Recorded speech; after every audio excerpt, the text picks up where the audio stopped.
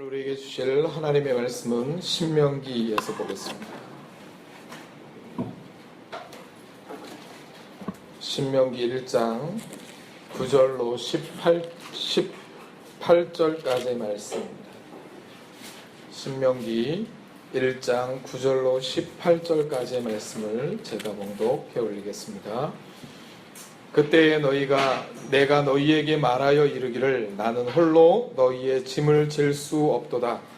너희의 하나님 여호와께서 너희를 번성하게 하셨으므로 너희가 오늘날 하늘의 별과 같이 많거니와 너희 조상의 하나님 여호와께서 너희를 현재보다 1000배나 많게 하시며 너희에게 허락하신 것과 같이 너희에게 복 주시기를 원하노라. 그런즉 나 홀로 어찌 능히 너희의 괴로운 일과 너희의 힘겨운 일과 너희의 다투는 일을 담당할 수 있으랴. 너희의 각 지파에서 지혜와 지식이 있는 인정받는 자를 택하라.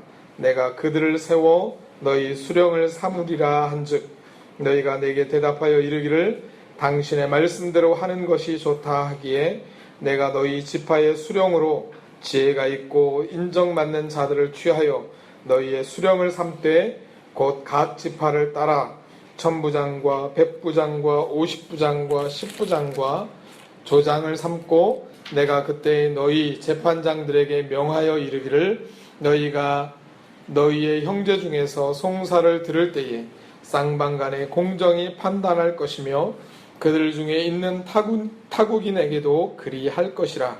재판은 하나님께 속한 것인즉 너희는 재판할 때에 외모를 보지 말고 귀천을 차별 없이 듣고 사람의 낯을 두려워하지 말 것이며 스스로 결단하기 어려운 일이 있거든 내게로 돌리라. 내가 들으리라 하였고 내가 너희의 행한 모든 일을 그때에 너희에게 다 명령하였느니라. 아멘. 이 말씀을 가지고 어찌 홀로 감당할까 짐을 질까 라는 제목으로 하나님의 말씀을 함께 나누는 시간을 갖기를 소망합니다. 지난 몇 개월, 한 2달 넘게 3개월 가까이 온 시간, 우리 사회는 굉장히 어렵고 힘든 시간들을 참 보냈습니다. 메르스라고 하는 희한한 이 질병으로 인해서 많은 사람들이 어려움을 당했고 또 사망에 이른 사람들까지 나타나게 되었습니다. 슬픔은 당한 사람들도 힘들고 어려운 시간을 보냈겠지만 여러분, 한국 사회 전체가 경제적으로, 사회적으로, 그리고 정치적으로, 그리고 국제적으로 여러 가지 면에서 충격에 휩싸여 있었고 어려움을 당했고, 여기 있는 우리 형제 자매들 중에도 자기의 직장에서 당하는 어려움들, 그리고 사업체에서 당하는 어려움들, 여러 가지 어려움을 우리가 보내고 있습니다. 아직 끝나지 않은 이 사건 앞에 우리는 여러 가지를 생각하게 합니다. 여러분, 우리는 이런 질병에 대해서 대처하기 위한 한국 사회는, 한국 정부는 많은 기관들과 조직들을 가지고 있습니다. 가장 대표적인 것이 질병관리본부라고 하는 조직을 우리는 가지고 있는 거죠. 여러분, 이 조직이 태어난 것이 여러분 예전에 있었던 홍콩 독감, 사스 이런 것들 때문에 여러분 한국 사회를 지키기 위해서 만들어진 조직이 바로 질병관리본부입니다. 그래서 어떤 상황에서도 어떤 유행성 질병이 우리나라에 들어오게 될 때 그것들을 잘 처리할 수 있도록 만들어진 조직과 체계와 모든 정보를 취합하는 여러분 그런 곳이었습니다. 여러분, 이 조직은 초기에는 굉장히 역할을 잘 했고요. 그래서 인정받는, 그리고 세계적으로 인정받는 그런 조직, 그리고 그런 정부, 그런 한국 사회였습니다. 그러나 오늘날 이번 사건을 통해서 얼마나 이 조직이 부실하게 운영되어 왔고, 그리고 참 무능했는지를 우리는 너무나도 여실히 느끼고 있습니다. 그럼 뭐가 잘못됐을까요? 조직이 잘못됐을까요? 아니면 조직이 문제가 아니라면 과연 무엇이 문제일까요? 여러분 많은 사람들이 조직을 만들어 놓으면 그 조직이 무엇인가를 다 할 것이다 라고 사람들은 생각을 합니다. 그래서 무엇만 있으면 무슨 위원회 만들어내고 조직을 만들어내고 그 조직만 있으면 무엇인가 될 거라고 생각하지만 사실 실제 어떤 상황 가운데 나아가면 여러분 그 조직이 문제가 아니라 여러분 조직을 만들었느냐 만들었지 않았느냐의 문제가 아니라 그 안에 어떤 사람이 있느냐가 더 중요하다는 사실을 우리는 이번 사태를 통해서 너무나도 뼈저리게 느끼고 있는 거죠. 어떤 사람이 그 질병본부의 위원장으로 앉아있고 어떤 사람이 보건복지부의 장관으로 앉아있고 그 장관을 다스리는 대통령으로 앉아있는지에 대해서 여러분 어떤 사람이 그 조직을 운영하느냐에 따라서 굉장히 다른 결과를 가지고 온다라고 하는 사실을 우리는 너무나도 잘 알고 있습니다. 여러분, 그러므로 인해서 우리 가운데 정말 필요한 것은 사람이라고 하는 사실을 우리는 인정할 수밖에 없습니다. 잘 준비된 사람, 정말 하나님의 나라를 위해서 또 사회를 위해서 다른 사람을 위해서 헌신할 수 있는 지도자, 준비된 지도자가 우리 가운데 절실히 필요하다라고 하는 사실 앞에 우리는 이번 사태를 통해서 절감하고 있는 거죠. 여러분 신명기를 우리가 잠깐 보고 있습니다. 신명기 전체를 보지 않고 있지만 신명기에 있는 메시지를 우리가 잠깐 보면서 우리 교회 속에 필요한 것이 과연 무엇이 있는가? 한국 교회 속에, 한국 사회 속에 과연 우리 교회는 어떤 필요를 채우고 살아가는 그런 교회로 만들어 갈 것인가를 우리는 고민할 수밖에 없는 시점에 있다고 볼 수 있습니다. 여러분 신명기에 지난번에 보았을 때 여러분 1절부터 8절까지의 말씀을 보았습니다. 특별히 6절부터 8절까지의 말씀 속에 신명기가 추구하는 첫 번째 내용이 나옵니다. 여러분 신명기의 말씀은 여러분 하나님의 나라의 백성이 이제 준비되어지고 그 준비되어진 사람들이 하나님께서 약속하신 그 땅에 들어가서 하나님의 뜻을 따라서 그 땅 속에서 온전한 영광스러운 하나님의 나라를 세우는 그 일을 하나님이 준비하고 있고 계획하고 있고 약속하고 있는 것입니다. 그 하나님의 나라에 가장 중요한 약속 두 가지가 있는데 첫 번째 약속이 뭐냐면 땅에 대한 약속이 있는 거죠. 하나님의 나라가 어디에서 하나님의 나라가 이 역사 속에 세워질 것인가에 대한 이야기입니다. 단순히 가나안 땅, 그 땅이 헤브론 산에서부터 이 부엘쉐바에서부터 단까지 코딱지만한 그 땅 속에서 하나님의 나라가 이루어지는 그것이 아니라 하나님의 나라는 어디에서 이루어진다고요? 저 옛강 유브라데스 강가까지 온 세계 전체 속에서 하나님의 나라가 이루어질 것이다 라고 하나님이 약속하신 겁니다.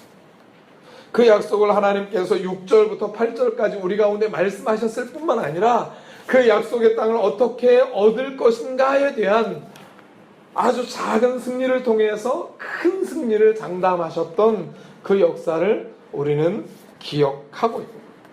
이것이 첫 번째 하나님이 약속하신 땅입니다. 저 큰 강 유브라데 강까지가 바로 너희의 땅이 될 것이다. 바로 하나님의 나라가 이루어진 나라가 땅이 될 것이다 라고 하나님이 약속하신 거죠. 그리고 두 번째 9절부터 11절 12절까지 하나님의 나라에 있어서 가장 중요한 두 번째 약속을 하나님이 해주시는 거죠. 그 약속이 바로 무엇인가요? 씨에 대한 약속입니다. 하나님의 나라의 백성에 대한 약속이 여러분 9절, 10절, 11절 속에서 여러분 하나님이 약속하고 계십니다. 아니 이미 성취되어 있는 그 모습을 우리는 보게 됩니다. 그 어떤 모습을 보게 되나요? 여러분 10절 말씀을 우리 다 함께 읽어볼까요? 시작.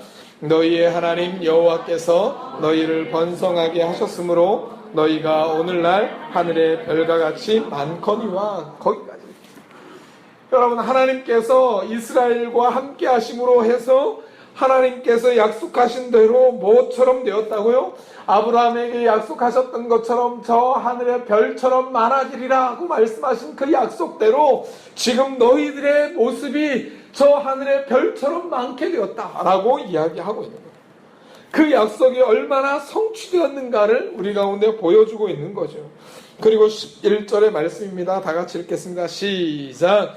너희의 조상 하나님 여호와께서 너희를 현재보다 1000배나 많게 하시며 너희에게 허락하신 것과 같이 너희에게 복 주시기를 원하느니라. 지금 이미 하나님께서 약속하신 것처럼 무엇이 이루어졌다고요? 저 하늘의 별처럼, 저 땅의 모래처럼, 먼지처럼 정말 셀 수 없을 만큼 이스라엘 백성들이 번성해졌고 수적으로 많아졌다라고 하는 사실을 여러분 10절에서 말씀하고 있습니다. 현재적으로 이루어진 것이죠. 그러나 더 중요한 것은 하나님이 무엇을 얘기하십니까? 지금 너희들이 이루어진 그것으로 만족하는 것이 아니라 하나님의 계획과 뜻은 무엇인가요? 현재보다 1000배나 많아지게 될 것이다 라고 하나님이 약속하시고 계시는 거죠. 너희들이 이 상황과 이 현실 앞에 만족하고 그것으로 인해서 하나님의 약속이, 하나님의 복이 우리 가운데 완전히 부어졌다고 만족하는 것이 아니라 하나님은 더 큰 것을 계획하고 계시는 것이죠. 어떤 것이요? 지금 너희들이 가지고 있는 것보다 1000배나 많게 하리라 라고 하나님이 약속하시고요. 내가 너희들에게 부어주었던 그 은혜의 1000배를 너희에게 부어주리라 라고 하나님이 무엇을 약속하시나요? 씨에 대한 약속을 하시는 거예요. 그저 너희들이 가나안 땅에 들어가서 너희들끼리 잘 먹고 잘 살고 너희들끼리 하나님의 말씀을 따라서 살아가는 것, 그것으로 인해서 만족하는 것이 아니라 열방을 다스리고 열방을 통치하고 열방을 섬기는 하나님의 나라로, 그래서 열방이 하나님께로 돌아오는 놀라운 역사, 그래서 모든 자들이 하나님의 나라로 돌아와서 하나님의 말씀 앞에 무릎을 꿇고 하나님의 도라 앞에 무릎을 꿇고 하나님의 다스림을 간구하는 그 역사를 지금 11절에서 조망하고 있는 거죠.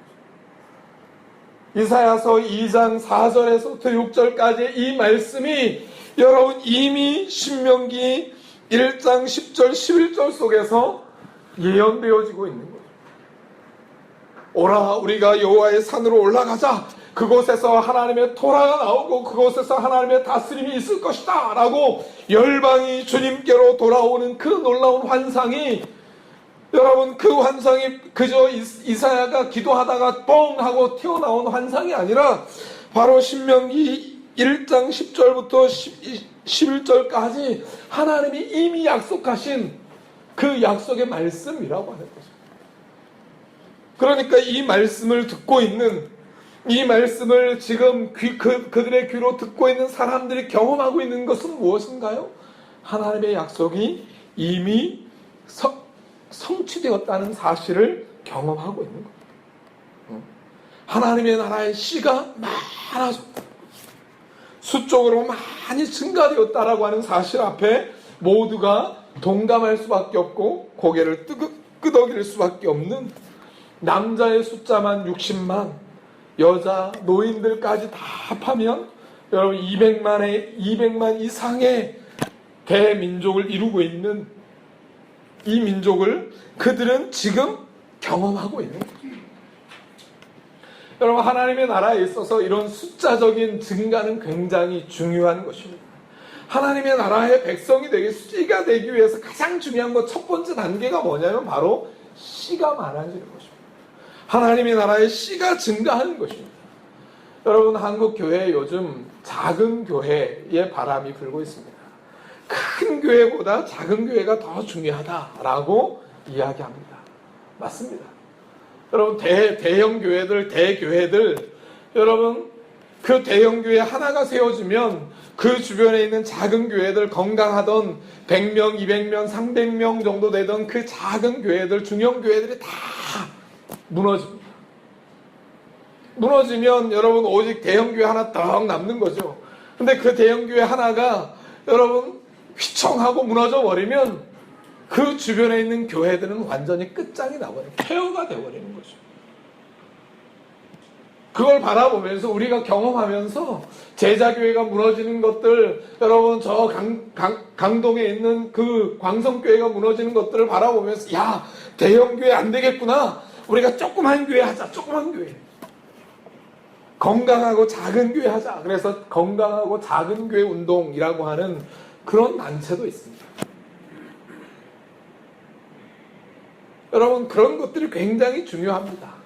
교회가 작아지는 것, 교회가 커지는 것, 여러분 그게 문제가 아니라 여러분 정말 중요한 것은 우리 교회에 교인이 많아지는 것, 우리 교회가 수적으로 부흥하는 것, 여러분 그것 자체가 문제가 아니라 우리 교회가 작기 때문에 건강하고 크기 때문에 건강하지 않다라고 하는 이 이분법적인 사고 가운데 빠지는 것이 아니라 정말 중요한 것은 뭔가요? 하나님의 나라의 전체를 바라보는 시각을 갖고 있는 거죠. 하나님의 나라의 전체, 하나님의 나라의 씨가 줄어드느냐 늘어나느냐 이것을 바라볼 수 있는 눈을 가져야 됩니다. 그저 우리 교회가 작으냐 크냐 이것만 가지고 달달달달 볶는 이 한국교회는 소망이 없는 거예요. 여러분의 눈에 시야는 우리 교회가 어쩌고 저쩌고의 문제가 아니라 하나님의 나라의 전체 시야로 우리는 우리의 눈을 넓혀야 되고요. 우리의 가슴을 넓혀야 되고요. 우리의 생각을 넓혀가야 됩니다. 그저 우리 것, 내 교회 하나만 붙들고 앉아있는 그 사탄의 집착 가운데 우리는 살아가고 있는 것이 아닌가 생각해야 돼요. 하나님의 나라의 전체의 씨가 무너져가고 부수어져가고 있다면 내 교회가 아무리 건강하다고 할지라도 하나님의 나라 전체는 무너져가고요. 폐허가 되어버릴 수밖에 없습니다. 내 교회 하나 건강하다고 하나님의 나라의 교회가 전체가 건강하다고 하나님의 나라가 건강하다고 말할 수 있나요? 여러분 교회는 수적으로 부흥해야 되고요. 그 부흥하지 않는 것, 움직이지 않는 것, 그것은 죽은 공동체, 죽은 하나님의 나라가 됩니다. 그러나 더 중요한 것이 있습니다. 숫자적으로 늘어나는 것도 정말 중요한 일이지만 더 중요한 것은 바로 사람들을 어떻게 세울 것인가 하는 문제예요. 사람들이 어떻게 세워지고 어떻게 훈련되어지고 그 많아진 사람들을 어떻게 관리할 것인가 이 문제가 정말 중요한 문제인 거죠. 여러분 한국 사회 속에 가장 큰 교계 속에 가장 큰 문제가 하나 있습니다. 어찌할 줄 모르는 문제가 하나 있습니다. 그 문제가 뭔지 아시나요? 신천지입니다. 여러분 우리 교회는 여러분 그 글을 써놓지 않았는데 프랭카드를 붙여놓지 않았는데 여러분 많은 교회 가면 그렇게 써 있습니다. 플랜카드를 붙이든지 손으로 쓰든지 그래서 교회 앞에다 뭘 쓰냐면 신천지 출입금지라고 쓰여 있습니다. 왜냐하면 그 사람들을 나중에 이렇게 내보내기 위해서는 여러분 법적으로 그렇게 써놔야 된다는 거죠. 그래서 그걸 써놓고 있습니다. 여러분 그리고 신천지가 성경을 가르쳐 주겠다고 합니다. 너 성경 한번 배워볼래? 그리고 접근하는 거죠. 그러니까 사람들이 성경에 대한 성경을 알고 싶은 갈망이 있습니다. 그 갈망을 가지고 있다 보니까 뭘 해요? 혹 하는 거죠. 그리고 혹해서 가서 성경을 배웁니다. 그러니까 그것을 막기 위해서 교회마다 뭐 하는 줄 아시나요? 교회의 대책이 뭔지 아시나요? 제가 예전에 사역했던 교회의 대책이 뭔지 아시나요? 당신이 모르는 누군가가 성경을 가르쳐 주겠다라고 하면 이렇게 얘기하라는 거예요. 됐습니다. 당신이나 열심히 하십시오. 저는 담임 목사님에게 교회에서 배우겠습니다. 그렇게 얘기하라고 가르치는 거예요. 그래서 바깥에서 선교단체든지 어디든지 바깥에서 성경 공부를 하는 것을 지독하게 싫어하는 그런 교회의 모습. 여러분 그러면서 교회 안에서는 아무것도 안 합니다. 그저 그 프랭카드 하나 붙여놓고 그 내용 하나 딱 써놓고 사람들을 많이 모아놓는 거에 열정적으로 뭔가를 하고 있지만 그 안에 그 다음이 이루어지지 않는 거죠. 사람들은 쓰러지고 낮아빠지고 하나님의 말씀에 갈급하여서 하나님의 말씀 앞에 갈급한 심령을 가지고 있는데 그 가운데 하나님의 말씀으로 양육하지 못하고 그들을 세워가지 못하고 관리가 제대로 되지 않는 가운데 어떻게 되나요? 그 사람들이 들어와서 교회를 한번 휘젓고 나아가 버리면 그 교회 전체가 확 무너져 버리는, 교회가 1000명, 2000명 나온다고 자랑했던 그 교회들이 신천지 몇 명이 들어와서 확 휘젓고 가버리니까 그 교회가 완전히 무너져버리는 이 한국교회의 현실, 이 초라한 현실을 우리는 놓고 있는 거죠. 여러분, 이런 상황 가운데 모세는 굉장히 정직합니다. 여러분 1절 말씀을 함께 읽겠습니다. 시작. 그때 내가 너희에게 1절에 9절입니다. 다 같이 시작. 그때 내가 너희에게 말하여 이르기를 나는 홀로 너희의 짐을 칠 수 없도다. 나는 홀로 너희의 짐을 칠 수 없도다 라고 말하고 있어. 고백하고 있는 거죠. 왜? 이유가 뭔가요? 너무 많은 사람들이 있는 거죠. 너무 많은 사람들이 있는데 그들 속에 어떤 짐이 이루어지냐면 여러분 10절입니다. 10절이 아니죠. 12절입니다. 다 같이 읽겠습니다. 시작. 그런즉 나 홀로 어찌 능히 너희의 괴로운 일과 너희의 힘겨운 일과 너희의 다투는 일을 감당할 수 있으랴 라고 이야기하고 있습니다.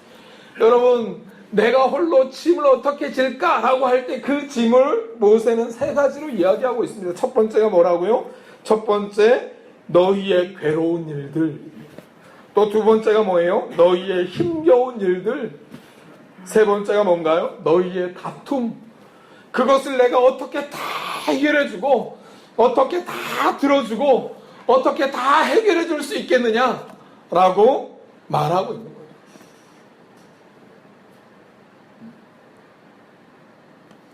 하나님의 나라가 수적으로 증가하게 되었습니다. 큰 축복을 받게 된 거죠. 그 축복을 받았는데 더 중요한 것은 뭐냐면 모세라고 하는 지도자 하나가 딱 있습니다. 그 지도자 하나가 모든 것을 다 할 수 있는 사람입니다. 사실은 그렇지 않은가요? 여기 있는 이 최 목사 같은 사람하고는 전혀 급이 다르잖아요. 그렇죠? 능력도 있고요, 하나님의 능력도 있고 하나님의 권세도 있고 여러분 그의 얼굴을 바라볼 수 없을 만큼 권위도 있고 권세도 있는 사람이었습니다. 이런 사람, 이런 하나님의 카리스마를 가지고 있는 사람이라면 얼마든지 60만이든지 100만이든지 200만이든지 얼마든지 다스릴 수 있는 사람이 아니던가요? 또 그렇게 해왔고요. 40여 년 가까운 시간 동안 그렇게 해왔고요. 이스라엘을 애굽에서 인도에 내어왔고요. 광야의 생활을 하게 했습니다. 그런데 그럼에도 불구하고 모세는 나 홀로 짐을 짓는 것이 너무너무 힘들다고 정직하게 이야기하고 있는 거죠.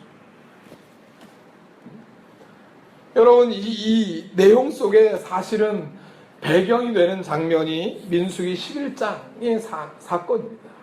출애굽기 18장과 민수기 11장의 사건을 기초하고 있습니다. 사실은. 여러분, 출애굽기 18장 속에서 사람들이 물이 없고 먹을 것이 없어서 하나님을 향해서 원망하고 불평하고 여러분 힘들고 고통스럽겠다고 막 소리칩니다. 여러분 민수기 11장에서 고기를 먹고 싶다고 사람들이 그렇게 소리칩니다. 왜 우리에게 고기를 주지 않느냐? 우리가 애굽에 있을 때는 그래도 잘 먹고 잘 살고 그래도 고기는 푸짐하게 먹었는데 왜 이 광야에서 우리를 끌고 와갖고 고기 한 조각 주지 않느냐라고 하나님을 향해서 원망하고 불평하고 모세를 죽이려고 하니까 하나님이 무엇을 하셨나요? 메추라기를 보내주셨습니다. 메추라기를 보내주셔서 메추라기가 온 지면에 여러분 2규빗이 쌓이게 되었습니다. 2규빗. 한마디로 말해서 1m 가까운 여러분 높이로 메추라기가 쌓여 있는 거죠. 사람들이 나아가서 하루 종일 그것을 주워 모았습니다. 근데 주워 모았는데 가장 적게 이 주워 모은 사람이 얼마라고요? 2,000kg입니다. 가장 적게 얻은 자가 2,000kg를 얻은 거예요. 또 그것 가지고 뭘 해요? 여러분 2,000kg의 메추라기예요. 그거 먹을 수 없어요. 그죠? 근데 그걸 가지고 뭐 해요? 싸워요 이제. 내가 더 많이 가져가야 돼. 너는 왜 그렇게 많이 갔어? 그러고 서로 싸우는 거예요. 서로 다투고 싸우다가 어떻게 됐나요? 하나님이 그 모습을 보시고 뭐 하셨어요? 얘네들 봐라. 이것들이, 그리고 하나님이 치셨어요. 그 치시고 나서 어떻게 됐어요? 거기가 어떻게 됐어요? 다 죽게 됐어요. 그래서 그곳의 이름이 뭐예요? 기브롯 핫다야입니다. 그 뜻이 탐욕의 무덤이라는 뜻입니다. 탐욕을 부리다 다 죽게 된 거예요. 여러분, 그런 일들이 막 일어나는 거죠. 계속해서 반복적으로 막 일어나니까 모세가 그것들을 감당할 수 없는, 하나님께서 심판하시고 죽이시는 그 상황들을 바라보면서, 여러분, 모세는 야, 내가 혼자 이 이스라엘 사람들을 다스릴 수 없겠구나라고 하는 이 역사의 교훈을 얻게 된 거죠. 근데 신명기는 그 이야기는 쏙 빼놓고, 여러분, 무슨 얘기만 하나요? 하나님이 씨를 많이 주셨기 때문에 내가 다스릴 능력이 없다, 너무너무 힘들다라고 말하면서 그것들을 하는 거죠. 그 이유는 신명기는 솔직하지 못하기 때문이 아니라 그 역사의 교훈을 통해서, 역사를 통해서 신명기는 교훈을 얻고자 하는 거죠. 그런 상황 가운데 정말 필요한 것은 사람들이 세워지는 것이죠. 백천부장, 백부장, 십부장, 조장들이 세워져서 그들을 가르치고 하나님의 말씀으로 가르치고 다스리고 그들의 어려움들을, 그들의 다툼들을 함께 들어주고 해결해주는 그런 사람들이 정말 필요하구나 라는 사실을 인지하게 돼요. 깨닫게 되는 거예요. 여러분, 그렇기 때문에 교회는, 하나님의 나라는 한 사람의 리더십이 중요하지 않습니다. 한 사람이 잘하느냐, 어떤 카리스마를 가지고 있느냐, 그것이 중요하지 않습니다. 하나님의 나라는 하나님의 공동체의 리더십이 우리 가운데 정말 필요합니다. 하나님의 나라를 온전히 세워가기 위해서 정말 중요한 것이 뭔가요? 공동체의 지도자들이 세워지는 것입니다. 하나님의 나라의 지도자들이 많아지는 것입니다. 그 사람들을 통해서 하나님의 공동체가 정말 건강해질 수 있는 거죠. 그래서 하나님의 나라에는 모세와 같은 그런 카리스마를 가지고 있는 지도자도 필요하고, 그리고 그 최고 지도자도 필요하고, 중간 지도자도 필요하고, 정말 많은 지도자들이 우리 가운데 있는 거죠. 이런 지도자들이 교회 가운데 많아져야 돼요. 여러분, 바울이 뭐라고 얘기해요? 너희들 모두가 나와 같은 선생이 되기를 원한다 라고 이야기했던 것처럼, 우리 하나님의 모든 사랑하는 형제와 자매들 모두가 하나님의 나라의 지도자와 교사가 되기를 간절히 소망합니다. 내가 나이가 많고 내가 나이가 어려서 나는 지도자와 교사가 될 수 없어 라고 포기하는 것이 아니라, 하나님의 나라의 모든 사람들이 하나님의 나라의 지도자가 되기를 간절히 소원합니다. 여러분, 그 사람들, 그 지도자를 세우기 위해서 성경은 두 가지 조건을 이야기합니다. 13절입니다. 다 같이 읽겠습니다. 시작. 각 지파에서 지혜와 지식이 있는 인정받는 자들을 택하라. 내가 그들을 세워 너희의 수령으로 삼으리라. 여러분, 지도자가 되기 위해서 두 가지 항목을 갖추어야 된다라고 성경은 우리 가운데 이야기하고 있는 거죠. 첫 번째가 뭐예요? 지혜입니다. 두 번째가 뭐예요? 지식입니다. 그리고 이 두 가지를 결론적으로 뭐 해야 돼요? 공동체에서 인정받는 자, 그 사람을 세우라라고 성경이 우리 가운데 이야기하고 있는 거예요. 여러분, 사도행전 5장에 가면 예루살렘 교회가, 여러분, 오순절 부흥의 날을 기점으로 해서 수적으로 굉장히 많이 발전하게 됩니다. 부흥하게 됩니다. 수많은 사람들이 하나님의 나라에 들어와서 하나님 앞에 함께 예배하고 함께 교제하고 떡을 떼고 나누는 거죠. 여러분, 그런 역사가 일어나게 되니까 그 가운데 크고 작은 문제들이 막 일어납니다. 아나니와 삽비라와 같은 문제가 팍팍 일어나고요. 그리고 그들 가운데 괴로운 것, 그리고 무거운 짐이 자꾸 생겨나고요. 그래서 드디어 6장에 가면 어떤 사건이 벌어지게 되나요? 여러분, 6장에 말이 잘 안 통하는 헬라파 유대인들과 히브리파 유대인들이 막 치고받고 싸우는 거죠. 그 싸우는 이유가 뭐냐면 헬라파 유대인의 과부들이 자꾸 구제에서 자꾸 빠지게 되는 거예요. 말이 안 통하니까 저 사람이 과부인지 저 사람이 어려운지 잘 모르니까 저 사람은 제껴놓고 말이 통하는 사람들에게만 구제금을 나누어주고 쌀을 나누어주고 물질을 나누어주는 거예요. 그러니까 헬라파 유대인들이 아니 왜 우리들의 과부들은 우리들의 고통받는 이 고아들은 왜 덜 보지 않느냐라고 막 치고받고 싸우는 거죠. 그래서 사도행전 6장 3절입니다. 사도행전 6장 3절 속에 우리 함께 다 같이 읽어보겠습니다. 시작. 형제들아 너희 가운데서 성령과 지혜가 충만하여 칭찬받는 사람 7을 택하라. 이 일을 그들에게 맡기고 그랬습니다. 여러분, 그래서 하나님의 나라의 지도자들을 세우는데 그 세우는 조건이 뭔가요? 조건이 뭐예요? 하나님이 원하시는 사람이 뭐예요? 성령과 지혜가 충만하여 칭찬을 받는 사람들이라고 이야기하고 있습니다. 여러분, 하나님의 나라의 지도자를 세우는 이 방식이 신약이나 구약이나 동일합니다. 동일한 방식으로 사람들을 기준을 가지고 세우는 거죠. 뭐라고요? 성령과 지혜가 충만한 사람이라고 이야기하고 있습니다. 첫 번째로 뭐라고요? 첫 번째 기준이 뭐라고요? 성령 충만한 사람이다 라고 성경은 이야기하고 있습니다. 여러분, 성령 충만 그러면 사람들이 오해하는 것이 있습니다. 성령 충만 그러면 방언하고 예언하고 그리고 병 고치고 이런 은사들을 참 많이 생각합니다. 그러면 성령이 충만한 사람이라고 사람들은 착각합니다. 그래서 내가 성령 충만하냐 성령이 충만하지 않느냐를 물어보면 다 대답이 목사님 저는 방언 못하는데요. 아니 성령 충만을 경험했느냐라고 물어봤는데 사람들의 대답은 뭐라고요? 저는 예언 못하는데요. 저는 병 고칠 수 없는데요. 저는 방언도 못하는데요. 라고 얘기하는 거예요. 여러분, 성령 충만하고 방언이나 이런 성령의 은사들하고는 전혀 상관이 없는 것입니다. 성령 충만하지 않는 자도 방언하고요. 성령 충만하지 않는 자도 병 고치고요. 그거하고 전혀 상관없는 것이 우리의 현실입니다. 그럼 성경 속에서 말하고 있는 성령의 충만함은 무엇인가요? 여러분, 이 신명기적으로 해석하면 성령이 충만하다라고 하는 것은 성령께서 주시는 하나님의 지혜의 깨달음을 가지고 하나님의 말씀을 깊이 깨닫는 자를 이야기합니다. 다시 말해서 하나님의 말씀을 깊이 깨닫고 그 말씀을 자기 삶에 연구하고 그 말씀을 내 삶에 있는 수많은 사람들에게 가르치는 사람이 진짜 성령이 충만한 사람이다 라고 성경은 이야기하고 있는 거죠.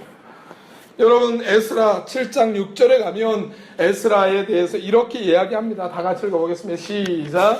이 에스라가 바벨론에서 올라왔으니 그는 이스라엘의 하나님 여호와께서 주신 모세의 율법에 익숙한 사람, 그의 하나님 여호와의 도우심을 입음으로 왕에게 구하는 것은 다 받는 자이니라. 여러분, 이 에스라는 어떤 사람이라고요? 하나님의 토라에 익숙한 사람이라고, 도통한 사람이라고 이야기하고 있습니다. 에스라는 하나님의 말씀에 도통한 사람입니다. 하나님의 말씀을 다 아는 사람입니다. 여러분, 제가 어렸을 때 존경했던 전도사님이 한 분 계셨습니다. 이 전도사님이 여러분 성경을 3,000절을 외우고 있다고 막 자랑을 하는 거예요. 근데 제가 고등학교 때 성경을 외우기 시작했는데 제가 그때 외운 성경 구절이 한 200절 정도 됐습니다. 근데 저보다 10배가 넘는, 거의 15배 이상 많은, 여러분 그 성경 구절을 외우고 있다라고 하는 그 소리를 듣고 나서 와 했습니다. 근데 대학에 들어가서 선교의 목사님을 만났는데 그분은 그러더라고요. 야, 목사가 되려면 5,000절은 외워야지. 앞이 캄캄해지는 거죠. 그때 제가 외우고 있었던 구절을 다 해보니까 여러분 한 500절도 안 되더라고요. 근데 5000절을 외우라니. 그래서 제가 물어봤습니다. 목사님은 외우나요? 외우시나요? 암기하시나요? 그랬더니 그럼. 근데 그분이 정말 대단해 보이는 거예요. 근데 저 전통 유대인들, 그 이스라엘에 가면 정통 유대인들이 있어요. 여기 이 까만 중절모 쓰고 까만 망토 입고 여기 이렇게 내려서 이 따가지고 이렇게 내리고 수염 기르고 다니는 그 남자애들이 있어요. 걔네들은 군대도 안 가요. 근데 그 정통 유대인들은 구약 성경 전체를 달달달달달 외웁니다. 언제부터? 이 말 웅얼웅얼 하기 시작하면 걔를 앉혀놓고 그거부터 가리킵니다. 뭐 하면서 노래를 하는 거죠. 노래하면서 아이들은 뛰어놀면서 그걸 외우는 거예요. 그래서 여러분 초등학교, 중학교쯤 가면 구약 성경을 전체를 다 외우는 거예요. 에스라는 어떤 사람이에요? 하나님의 말씀에 익숙한 학자예요. 성경을 달달달달달 외우는 것을 넘은 사람이에요. 근데 이 사람이 뭐 하기로 작정하냐면 10절입니다. 다 같이 읽겠습니다. 시작. 에스라가 시작. 에스라가 여호와의 율법을 연구하여 준행하여 율례와 규례를 이스라엘에게 가르치기로 결심하였더라. 여러분 에스라는 어떤 사람이라고요? 하나님의 토라의 완벽한 사람, 완전한 사람이에요. 근데 이 사람이 또 뭐 하기로 작정하냐면 하나님의 말씀을 뭐 하기로 했다고요? 연구하기로 작정했어요. 하나님의 말씀을 더 깊이 연구하기로 작정했어요. 그리고 그 연구한 것을 가지고 뭐 하기로 했냐면 준행하기로, 그 말씀을 가지고 살아가기로 작정했어요. 하나님께서 말씀하시고 하나님께서 명령하시고 하나님께서 자기에게 보여주신 그 뜻대로 살아가기로 작정했어요. 그리고 그렇게 살았어요. 그리고 세 번째 뭐 했나요? 가르치기로 작정했다라고 이야기하고 있습니다. 여러분 가르치기로 작정한 사람, 하나님의 말씀의 깨달음을 가득 가지고 있는 사람, 그것으로 자기의 가슴을 가득 채울 뿐만 아니라 자기의 삶을 가득 채우고 그리고 내 주변에 있는 사람들의 삶들을 변화시키고 그들의 뒷마음 속에 하나님의 마음으로 가득 채우는 사람, 그 사람이 바로 성경이 말하는 성령이 충만한 사람이라고 성경은 이야기하고 있습니다. 고린도전서 14장 19절에 이렇게 이야기하고 있습니다. 교회에서 다른 사람들을 가르치기 위하여 깨닫는 마음으로 5마디의 말을 하는 것이 1만 마디의 방언을 말하는 것보다 더 중요하다라고 바울은 고백하고 있습니다. 내가 방언을 하는 것도 중요하고 예언을 하는 것도 중요하지만 성령 충만한 사람들을 만들어가는 가장 중요한 방법이 뭔지 아시나요? 하나님의 말씀으로 가득 채워지는 것입니다. 하나님의 말씀 앞에 가득 채워진 그 사람이 하나님의 나라의 지도자가 될 수 있는 거예요. 여러분의 마음속에, 저의 마음속에 에스라가 하나님 앞에 결단했던 그 말씀이 우리 가운데 있기를 간절히 바랍니다. 하나님의 깨달은 5마디의 말씀을 가지고 그것을 붙들고 다른 사람들의 마음속에 하나님의 말씀으로 가득 채워질 수 있는 그런 지도자와 선생들이 다 되어주시기를 간절히 바랍니다. 두 번째 기준은 바로 지혜 있는 자입니다. 여러분 지혜 있다라고 하는 것은 무엇인가를 잘하는 사람을 이야기하지 않습니다. 여러분 세상에서 지혜 있다는 사람이 어떤 사람인가요? 똑똑한 사람입니다. 어떤 사건이나 문제를 만나면 잘 해결하는 사람을 우리는 지혜 있는 사람이다 라고 이야기합니다. 그러나 이 성경이 말하는 지혜라고 하는 말은 여러분 잠언, 전도서, 아가, 욥기 전체 속의 주제가 뭔가요? 전체 속의 주제가 뭐예요? 잠언의 주제가 뭐예요? 여호와를 경외하는 것이 지혜의 근본이라고 이야기합니다. 여러분 지혜라고 하는 것은 하나님을 두려워하는 것입니다. 하나님을 두려워하는 것입니다. 여러분 지혜 있는 사람은 어떤 사람이냐면 바로 하나님을 두려워하는 것입니다. 그럼 하나님을 두려워하는데 하나님이 그저 위대한 하나님, 전능한 하나님, 무시무시한 하나님이니까 두려워하나요? 여러분 제가 예전에 중학교 2학년 때 책을 하나 읽었습니다. 한 전사님이 저에게 딱 와서 책을 하나 딱 내미는 거예요. 조셉 얼라인이라는 사람이 쓴 책입니다. 손바닥만한 문고판 책이었습니다. 그 책을 딱 주면서 너 한번 이 책 한번 읽어볼래? 그러고 주셨습니다. 그래서 제가 책을 잘 안 읽었잖아요. 그죠? 중학생이. 남자 중학생이. 그래서 그 책을 가지고 처박아 놨다가 혼났습니다. 너 내가 준 책 읽었어? 그래서 안 읽었는데요? 했더니 다음 주까지 안 읽으면 너 가만히 안 둘 거야? 그래서 무서워가지고 그 책을 달달달 읽었습니다. 그 읽는데 그 책의 제목이 회개의 경종이라는 책입니다. 읽어보신 분? 여러분 그 책을 읽다가 한 50페이지 읽다가 떨렸습니다. 얼마나 무시무시한 책인지. 하나님의 사랑이라고 웃기지 마라. 회개하지 않는 자에게 하나님의 사랑은 너에게 저주가 될 거야. 이런 250페이지 가까이 되는 그 책 속에 하나님의 저주와 하나님의 심판과 무시무시한 하나님의 그 얼굴이 막 눈에 훤한 거예요. 등에서 땀이 쫙 나오고요. 하나님의 이름만을 떠는 거예요. 그런 것이 지혜의 근본이 아닙니다. 사람들은 하나님을 경외하는 것, 그거니까 하나님을 두려워하는 것이라고 생각합니다. 우상 앞에서 사람들이 두려워하고 그 앞에 떨면서 자기 자신을 찢는 그런 사람들처럼 하나님 앞에 두려워하라고 하는 이 말씀은 바로 그런 거라고 생각합니다. 근데 성경이 말하는 것은 그런 게 아닌 거죠. 경건주의자들이 신 앞에 솔직히 코람데오 뭐 이러면서 하나님 앞에 두려워해야 된다. 하나님 앞에 살아가는 사람처럼 두려움을 가지고 살아야 된다. 이것이 지혜의 근본이다라고 말하는데 다 거짓입니다.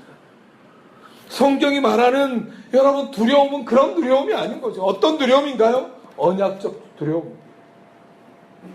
우리는 어떤 존재인가요? 하나님 앞에 정말 저주받을 수밖에 없는 존재입니다. 하나님 앞에 정말 죽을 수밖에 없는 존재입니다. 근데 하나님께서 우리를 뭐 하셨어요? 부르셨어요. 우리를 부르셔서 우리에게 심판하셔도 마땅치 않은데 하나님께서 우리를 무엇으로 삼아주셨나요? 얼굴을 맞닿아서 우리를 만나주셨고요. 그 만나주시는 것뿐만 아니라 우리를 하나님의 자녀로 삼아주셨어요.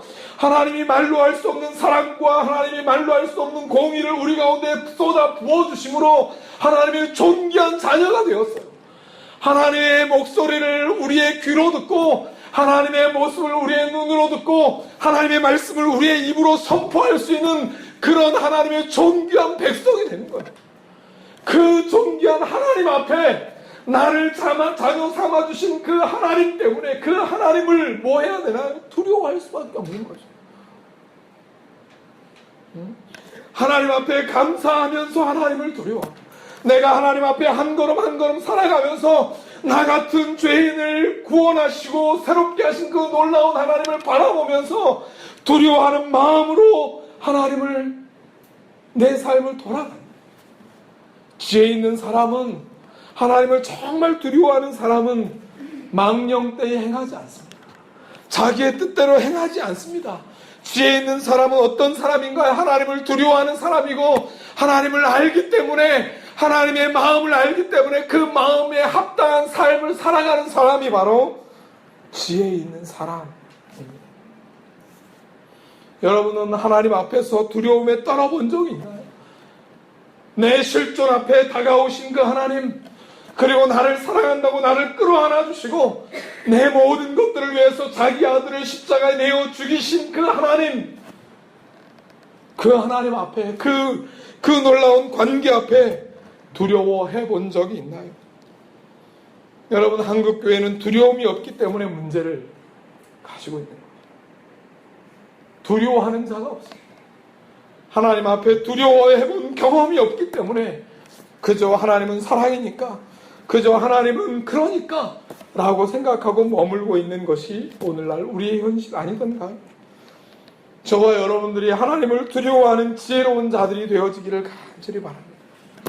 하나님의 말씀으로 가득 채워진 자들이 되어지기를 간절히 바랍니다. 여러분, 이런 지도자들이 해야 될 역할이 16절, 17절입니다. 다 같이 읽겠습니다. 16절, 17절 시작. 16절 시작. 내가 그때에 너희의 재판장들에게 명령하여 이르기를 너희가 너희의 형제 중에서 송사를 들을 때에 쌍방간에 공정히 판단할 것이며 그들 중에 있는 타국인에게도 그리할 것이라. 거기까지 읽겠습니다. 여러분, 이 재판장들, 이 지도자들을 무엇이라고 부르냐면 재판장이라고 부릅니다. 근데 사실 이 재판장은 여러분 쇼페팀이라고 하는 단어입니다. 이 쇼페팀이라고 하는 단어를 어디에서 쓰냐면 여러분 여호수아 다음에 뭐가 나오죠? 사사기가 나오는데 그 사사라는 단어가 쇼페팀입니다. 근데 이 사사라는 단어는 어떤 의미를 가지고 있나요? 두 가지 의미를 가지고 있습니다. 하나는 군사적 의미를 가지고 있습니다. 군대의 장군입니다. 두 번째는 재판관이라는 의미를 가지고 있습니다. 이 두 가지 의미가 합쳐져 있는 것이 쇼페팀입니다. 근데 오늘 본문에 보면 너희의 형제 중에 너희를 쇼페팀 재판장이 아니라 사사로 세우겠다라고 이야기하고 있는 것과 똑같은 것입니다. 그러니까 이 재판장은 단순히 재판을 하는 것만이 아니라 첫 번째 역할은 바로 뭐냐면 싸움꾼입니다. 전쟁에 나아가서 하나님의 나라를 위해서 가장 먼저 싸울 수 있는 사람들입니다. 영적 전투의 선봉에 서서 하나님의 나라를 위해서 싸울 수 있는 사람들, 그 사람이 바로 이 사람들입니다. 이 싸움을 해야 되는 사람들입니다. 내가 지도자가 되었다, 내가 선생이 되었다, 그것이 중요한 것이 아니라 정말 선생이 되었다면 싸우는 사람이 되는 거죠. 무엇과 싸우는 사람? 한 사람의 영혼과 싸우고 세상의 어둠의 권세 아래에 있는 세상과 싸우는 거죠. 그 선봉에 대해서 싸우는 사람, 그 사람이 해야 될 일입니다. 여러분, 한국교회 지도자들 그러면 장로들 이야기합니다. 근데 장로들을 어떻게 뽑나요? 돈을 많이 헌금하면 장로가 될 확률이 굉장히 높습니다. 두 번째는 사람들이 많이 보는, 눈에 확확 띄는 그 일들을 봉사를 하면 장로 될 가망성이 매우 높습니다. 그래서 장로가 제일 많이 나오는 봉사 부서가 어디냐면 주차팀. 큰 교회 가면 주차팀. 주차하는 데 있잖아요. 그죠? 이명박 장로가 여러분 딱 1년 만에 성황교회 간 지 1년 만에 장로가 됐습니다. 이유는 뭐예요? 그 대그룹 총수였던 사람이 뭐 했어요? 주차 관리했어요. 그래서 사람들하고 인사하면서 저 사람 겸손하네. 그래가지고 1년 만에 장로 됐습니다. 두 번째는 뭐예요? 눈에 제일 잘 띄는데 성가대 하면 장로 제일 빨리 됩니다. 근데 성경은 뭐라고 이야기하나요? 지도자의 가장 중요한 자격은 뭐라고요? 싸울 준비가 되어 있는가? 싸우고 있는가? 아니, 싸울 준비가 되어 있는가? 하나님의 나라의 군사로서 준비가 되어 있느냐, 준비가 되어 있지 않느냐, 이게 더 가장 중요한 것이라고 이야기하고 있는 거죠. 여러분은 싸울 준비가 되셨나요? 아니면 여러분은 지금 싸울 준비를 하고 계신가요? 두 번째 이들이 해야 될 역할은 여러분 16절 중간에 있습니다. 너희의 형제의 송사를 들으라 라고 이야기합니다. 두 번째 역할은 법적인 역할인 거죠. 법적인 역할, 백성들의 괴로운 일을 다툼을 중재하고 그들의 마음을 위로하고 온전한 하나님의 백성으로 세워가는 것, 그 일이 바로 이 지도자들이 해야 될 것이라고 이야기하고 있습니다. 근데 이 사람들이 생각해야 될 것이 있습니다. 그게 뭐냐면 바로 형제라는 단어입니다. 형제라는 단어에 한번 밑줄을 한번 쳐보세요. 형제입니다. 뭐라고요? 형제입니다. 내가 재판해야 될 그 사람들은 누구라고요? 내가 판단하고 내가 그들을 가르쳐야 될 사람들은 누구라고요? 형제입니다. 내 형제들입니다. 그렇기 때문에 내 형제들이기 때문에 그들을 사랑해야 되고요. 그들의 옷차림이나 그들의 학력이나 그들이 가지고 있는 것이나 그들의 권력이나 그들의 명예나 이런 것들을 가지고 그들을 판단하는 것이 아니라 그들이 내 형제이기 때문에 형제의 눈을 가지고 사랑하는 마음으로 그들을 위로하고 격려하고 판단을 내리는 그것이 그들이 해야 될 가장 중요한 일입니다. 형제로 바라보는 거죠. 형제이기 때문에 그것은 어떻게 되었나요? 송사를 한다고 할지라도 그 송사가 어느 한편은 지고 어느 한편은 이기는 이분법적인 결론이 아니라 어떤 결론? 화해의 결론. 화해가 이루어지고 용서가 이루어지고 그리고 받아짐이 이루어지고 회개가 이루어지는 그 송사, 그것이 가장 중요한 일이라고 성경은 우리 가운데 이야기합니다.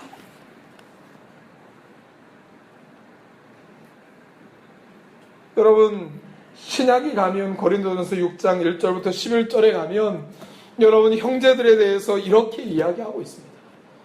너희들은, 너희 공동체는 세상을 심판하고 또 천사들을 심판할 자들이다. 그런데 어찌 형제와 형제가 어떻게 송사하고 더군다나 그 송사하는 것을 가지고 세상의 법원에 가서 우리의 문제를 좀 해결해 달라고 말할 수 있겠느냐? 하나님 세상을 심판하고 천사도 심판할 너희들이 아예 차라리 손해를 봐라. 차라리 불의를 당하라. 차라리 속는 것이 낫지 아니하냐 라고 성경은 우리 가운데 가르쳐줍니다. 내 형제이기 때문에, 우리와 하나 된 형제이기 때문에 내가 불의를 당한다고 할지라도, 내가 속는다고 할지라도, 내가 손해본다고 할지라도 아예 차라리 당하는 것이 낫지 않겠느냐고 성경은 우리 가운데 이야기하고 있는 거예요. 그 역사를 만들어가는 것이 바로 우리 공동체가 해야 될 일입니다. 화해의 공동체, 회복의 공동체, 역사의 공동체를 만들어가는 것이 우리의 공동체의 일이고 비전입니다. 사랑하는 여러분, 한국교회는 지도자들이 필요합니다. 사람이 필요합니다. 정말 하나님의 말씀으로 준비되어지고 지혜가 충만하고 성령으로 충만한 하나님의 나라의 지도자가 필요합니다. 그 사람들이 되도록 저와 여러분이 날마다 에스라처럼 연구하고 준행하고 가르치기를 쉬지 않는 사람들이 되어 갑시다. 그리고 세상 속에 하나님의 나라의 지도자들로서 영적인 싸움을 쉬지 않고 싸워가는 하나님의 자녀들이 됩시다. 그리고 우리의 삶 가운데 서로 위로하고 소망을 주고 화해시키는 피스메이커들이 되어서 이 땅 가운데 세상을 바꿔가는 존귀한 하나님의 백성들이 되어지시기를 간절히 바랍니다. 이런 하나님의 나라의 기둥들이 저와 여러분들이 되기를 간절히 원합니다. 기도하겠습니다.